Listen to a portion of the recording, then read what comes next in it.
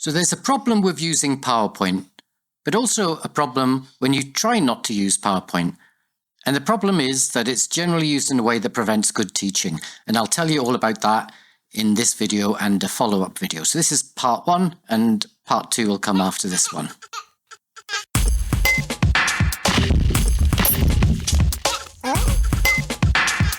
The problem is one that you particularly notice when you teach critical psychology and when you teach qualitative methods. And I'll tell you why it's a particularly noticeable problem for those two areas of psychology when we get to part 2.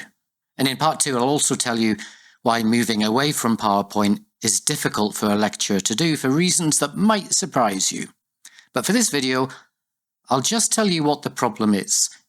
But first, a bit on the history of PowerPoint and what's great about PowerPoint.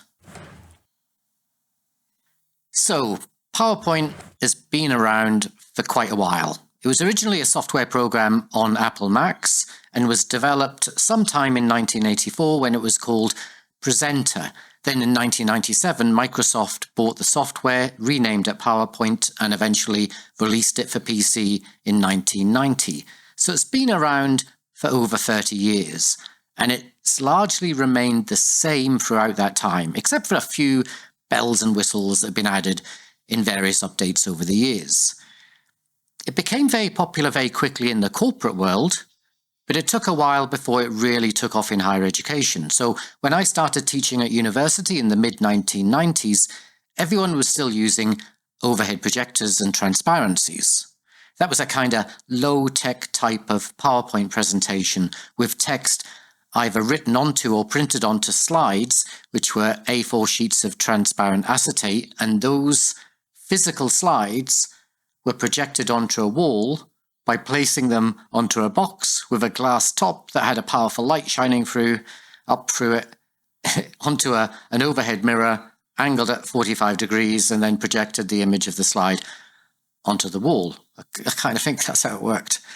So when PowerPoint came along, it kind of did the same thing, but was digital, not analog. So slides were directly created on and projected from the computer. And I was one of the first in my universities to make the switch to PowerPoint because I'm a bit of a tech geek. Well, I was in those days. Actually, I still am a tech geek.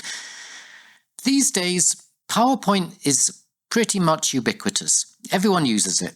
And if you aren't using it, you're seen as a bit of a freak. Now, what's good about PowerPoint? Actually, lots of things. It's great for putting up text like facts and figures, references, flagging unfamiliar words, showing short quotes.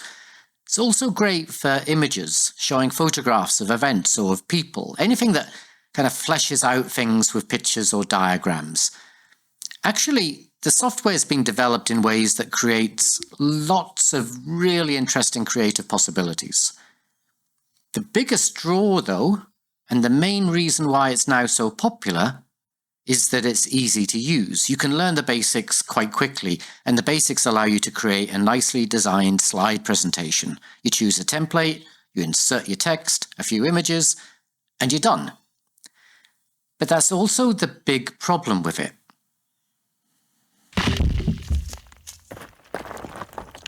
Because it's so easy to use, it's easy to use badly. Before you know it, you're messing up the template because you're adding too much text, too many images, and too many slides. And you end up doing that because no one really tells you how to use it. And no one really tells you how to use it because it's so simple to do the basics. And that's what most people do. They just do the basics, which is put text and images on a slide and then present the slide. But actually, most people do need a bit of training because PowerPoint is a visual media and it uses visual language, which is different from both written and spoken language. And if you're not literate in visual language, your slides can quickly turn from interesting and engaging to annoying and distracting. The problem became really noticeable during the COVID lockdown when lectures were moved online, and many of those lectures ended up as video recordings of PowerPoint slideshows with a lecturer voiceover. But PowerPoint doesn't work well on video because it's used in its basic form.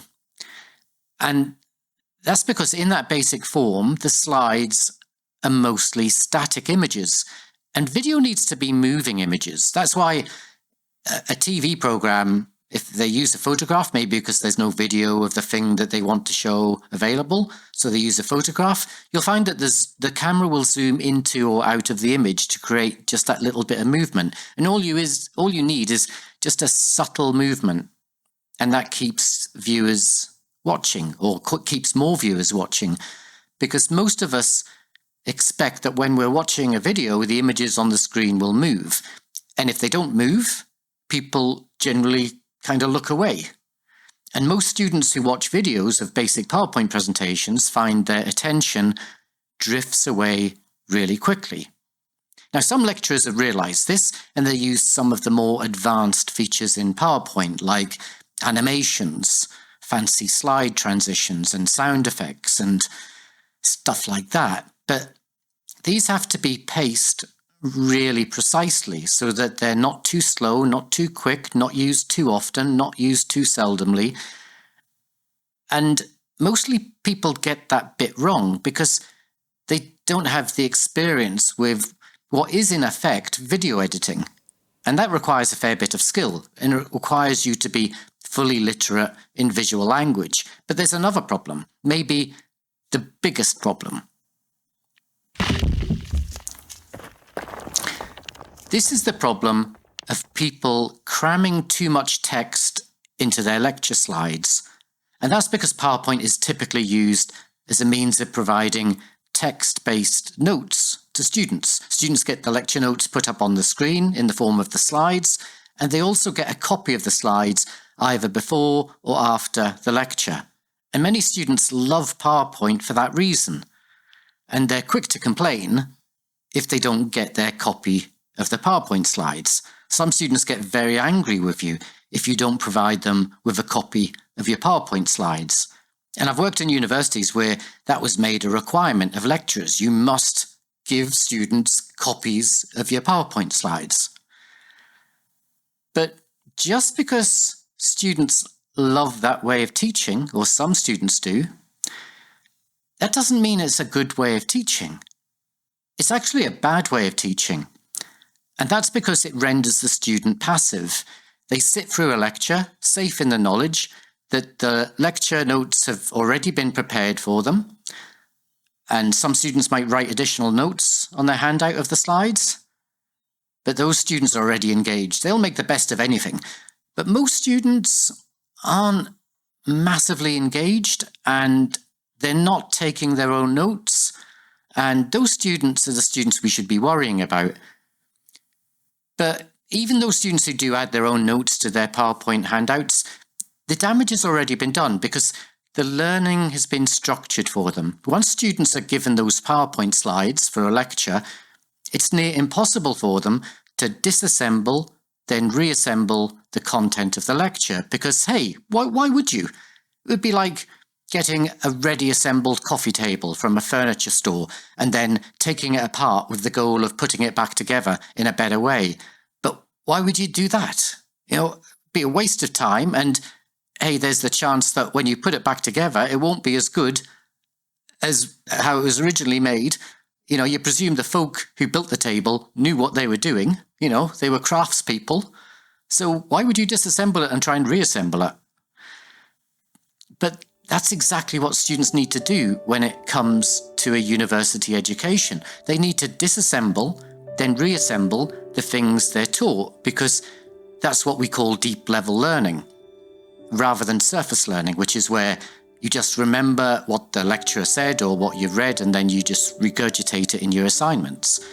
The process of disassembling and reassembling is how students engage in deep learning, and that's how they learn how to think for themselves rather than relying on their lecturer to do all of the thinking for them. Now, in part 2, I'll tell you why this has recently become a problem for psychology, the PowerPoint delivery, and that passive learning model. Why it's become a problem for psychology, but why it's also been a problem for critical psychology ever since that field became established in the 1970s, and also why it's a problem when you're teaching qualitative methods. So I'll leave all of that stuff for that video, which will come shortly after this one. So till then, ta-da.